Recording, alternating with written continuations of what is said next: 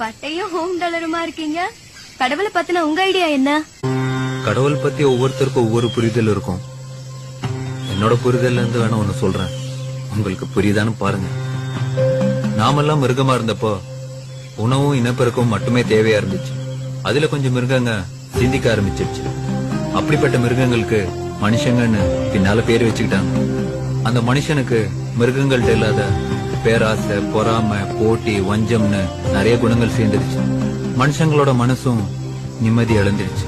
அப்பதான் ஏன்டா நிம்மதியே இல்லன்னு உட்கார்ந்து அமைதியை யோசிக்கதான் கோயில்களை கட்டி வச்சாங்க.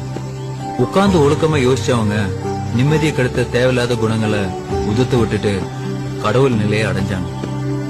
அந்த கடவுள் நிலையை அடைஞ்சவங்க கொடுத்துட்டு போன சிலபஸ் தான் திருமந்திரம், திருக்குறள், பகவத்கீதா, குர்ஆன், தம்மபதம், பைபிள்னு எல்லாம்.